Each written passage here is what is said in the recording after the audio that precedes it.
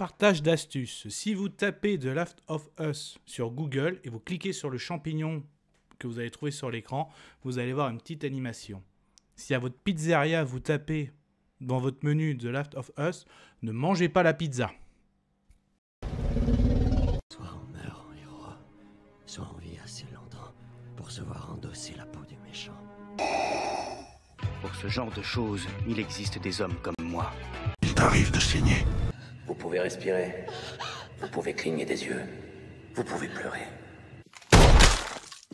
Ah, m'a ramené le conduit celle-là. Maintenant que j'ai votre attention, accroche-toi, petit. Salut à tous, c'est Fab et Degarmat sur ma chaîne, amis des plateformes, j'espère que vous avez la forme, amis du cinéma, j'espère que ça va. Aujourd'hui, c'est plateforme de streaming, donc notamment la plateforme Max qui a changé de logo, qui est passé au noir, qui va bientôt rebasculer HBO Max, toujours je pense sur le fond noir, et une production HBO donc inspirée de la franchise du jeu vidéo de Last of Us. La saison 1, effectivement, comme Max n'était pas encore, on va dire, prêt, il y avait un partenariat disponible sur Prime Video, mais là, effectivement, dès que Max a ouvert, donc, on a bien la saison 1, et la saison 2, maintenant, est disponible. Voici l'affiche, sur Max, donc production Warner, tout ça, HBO Max. Du coup, cet univers inspiré d'un jeu vidéo. Alors pareil, là, ce sera l'avis de quelqu'un qui n'a jamais joué au jeu. Donc moi, j'ai découvert à la fois la saison 1 et là, la saison 2. Donc complètement novice de cet univers. Donc là, vraiment, je pense que c'est important par rapport au contexte. C'est qu'est-ce que j'ai pensé de cette série d'un point de vue quelqu'un qui n'a jamais joué, aux jeux vidéo. Donc l'univers vite fait de Last of Us, donc là nous sommes bien dans un univers un peu horrifique, donc dans un futur proche, avec des morts vivants bien sûr. Donc là dans cet univers c'est par rapport à un champignon qui infecte notamment les êtres humains, et justement ça en fait des infectés comme ils appellent ça. Et on a notamment dans la saison 1, Joël, notre personnage qui a vécu un drame familial et qui a rencontré un jour Ellie, donc Ellie qui elle présente tous les symptômes on va dire d'une immunisée, et donc Joël par rapport à sa survie aussi est prêt à faire des petites missions. Donc en gros pour lui au début Ellie était comme un colis à livrer pour essayer de développer peut-être un vaccin ou quelque chose.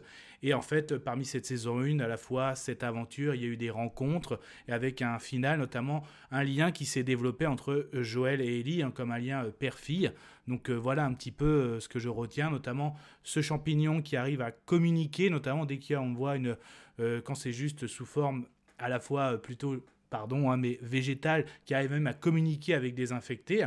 Donc voilà aussi ces petites particularités, même si je trouvais qu'à la fois c'était pas vraiment une série de morts-vivants d'infectés, qu'on n'en voyait pas tant que ça, c'était plutôt une histoire entre Joël et Ellie parmi un univers de morts-vivants. Donc ce n'est pas du mort-vivant durant les 7 épisodes. Voilà ce que je retenais de la saison 1, que j'en ai parlé sur la chaîne.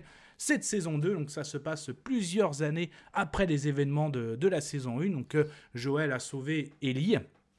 Et là, il vit dans une communauté où notamment Joël a retrouvé son frère aussi qui a une femme, tout ça. Donc tout se passe bien au niveau dans la survie. On voit que notre Joël, il a plus un rôle à la fois de patrouilleur et aussi un peu de contremaître, comment ça se passe. Et on s'aperçoit vite en fait que les liens entre Joël et Ellie se sont vraiment, vraiment dégradés. Donc oui, de l'adolescente, elle est passée à jeune adulte, maintenant elle a 19 ans. Et on sent que vraiment il y a quelque chose de coupé entre eux. Donc moi qui avais beaucoup aimé le côté, le lien qui s'était créé père-fille, là quand tu vois c'est complètement coupé. Ellie en devient même presque insupportable, même si pour d'autres raisons il y en a qui l'a trouvé insupportable dans la saison 1, mais là c'est incroyable. Donc là vous retrouvez la Ellie qui est tatouée, qui patrouille. Donc au début tu te dis ok, donc 5 ans après, mais qu'est-ce qui s'est passé? Le pourquoi du comment. Ellie en devient même presque énervant, donc voilà, tête brûlée, tout ça. Donc, et pourtant on retrouve notre Joël, voilà, aussi qui a vieilli, qui a pris 5 ans. On voit qu'il suit une thérapie, bien sûr. Donc voilà un petit peu le premier épisode, ça te remet les bases pour te rappeler ce qui s'est passé à la saison 1, et en fait que tu sens tout de suite, déjà il y a une cassure avec cette saison 1. Bon, l'épisode 2, franchement, qui tabasse dans tous les sens du terme. Donc là, ça va être spoiler, donc spoiler alert. Avant qu'on commence, quelqu'un veut peut-être sortir?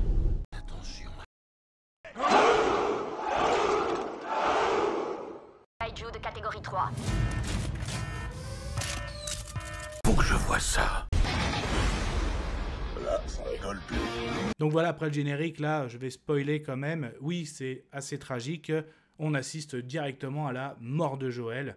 Et oui, donc du coup, en fait, par rapport à ce qui s'est passé, donc au niveau des, vous savez, les lucioles, tout ça, nous avons une nouvelle antagoniste, Abby, qui est jouée par Kathleen Devers, que moi j'avais découvert sur Disney+, dans le série épouvante Traqué, que j'avais adoré, je vous le conseille, j'en ai parlé aussi sur la chaîne, là, qui joue le rôle de Abby. Donc Abby a soif de vengeance avec son groupe par rapport à ce qu'a fait Joël, donc ça aussi. Donc la mort, on va dire, j'ai l'impression d'avoir vu peut-être un sous-Negan. Après, durant tous les épisodes, alors moi aussi j'ai regardé tout d'un coup, hein, je me suis fait les épisodes 1 à 6 en un week-end pour être prêt pour le final, l'épisode 7 du dernier lundi.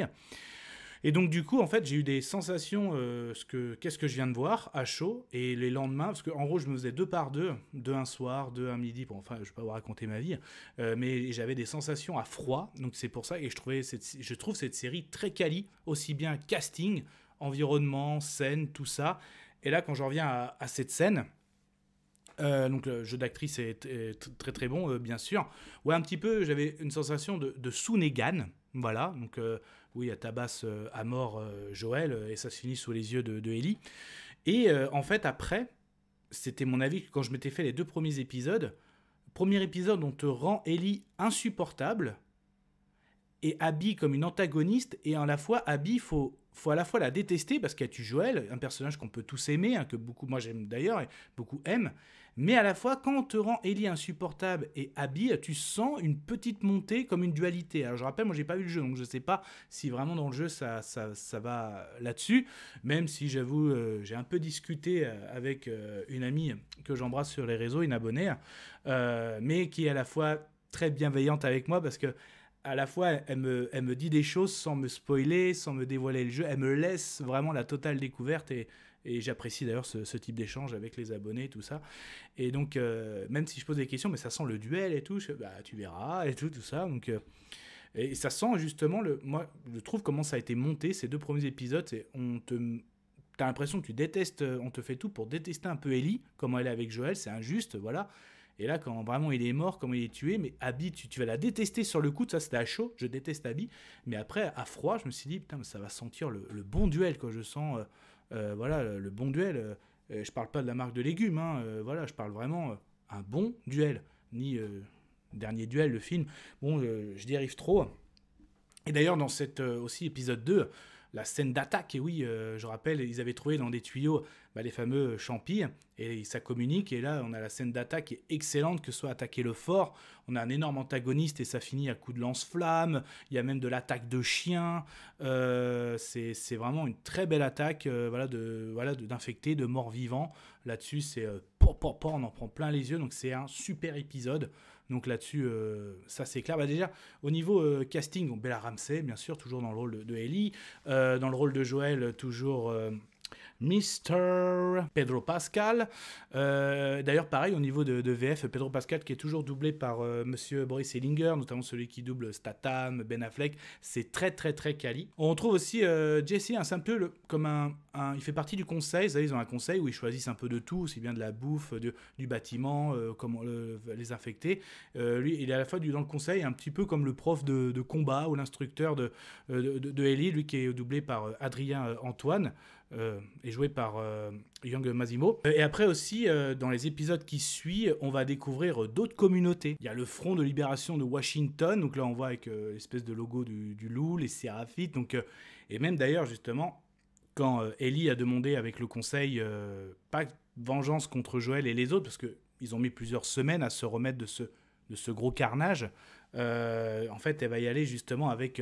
Dina, donc ça aussi, Dina, grande révélation, une référence au niveau pop culture, là je parle bien sûr de Isabella Merced, donc on a vu dans Dora l'Exploratrix, Transformers, Alien Romulus, qui a joué Madame Wen dans l'univers Spider-Man, qui va jouer Hawkgirl dans l'univers DC, donc là pareil, elle casse l'écran dans The Last of Us, hein, franchement, donc oui, des révélations notamment, vie amoureuse avec Ellie, déclaration aussi, voilà, que...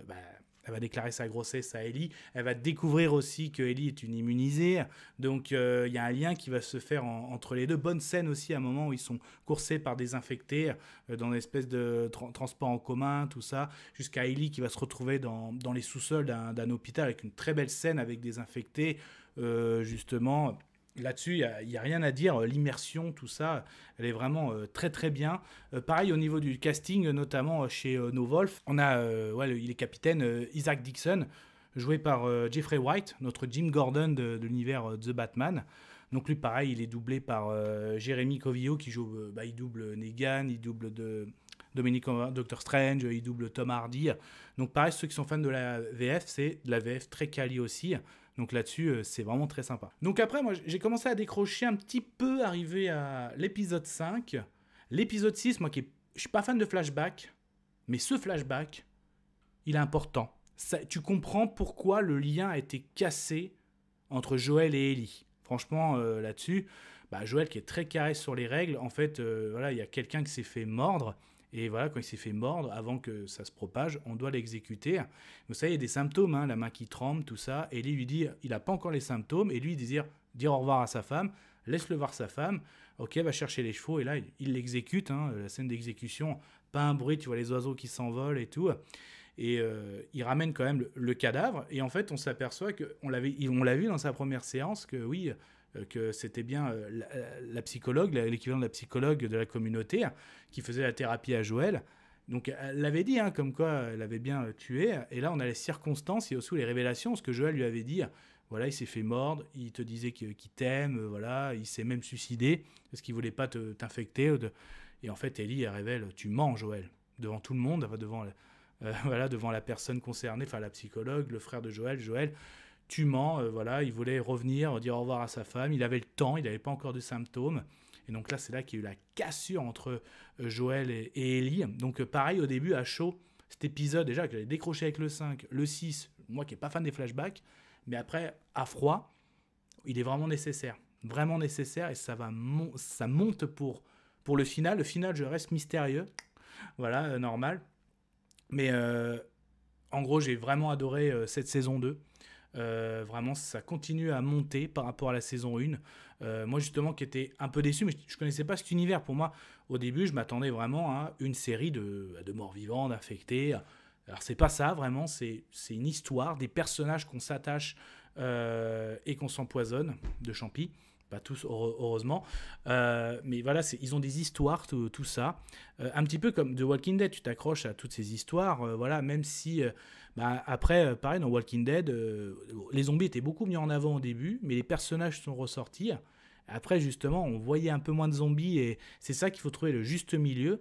Tu peux faire une bonne série de morts-vivants, mais il faut vraiment trouver le juste milieu entre développer les personnages, les rendre attachants, et continuer à rester dans un univers mort-vivant, tout ça, tout en mettant des scènes vraiment faut pas qu'ils se ressemblent non plus, quoi, voilà.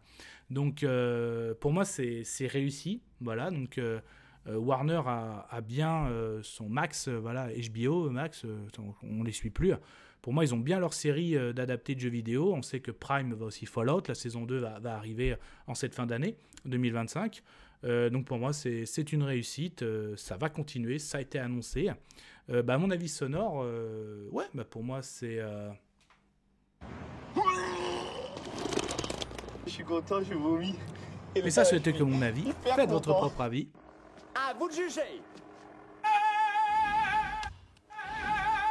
Et puis n'hésitez pas à vous promener sur la chaîne. Alors si ça vous plaît, ce type de vidéo avis sur des films, des séries, du live action comme de l'animation, essentiellement pop culture.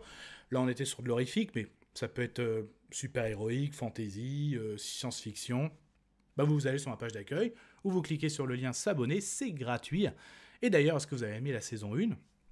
Tiens, ceux qui ont vu les jeux vidéo, est-ce que vous êtes satisfaits de cette version, tout ça ? On peut en parler dans les commentaires, c'est fait pour ça. Prenez soin de vous. Kenavo. Je vous souhaite une agréable soirée. Désolé pour le bordel. Au revoir.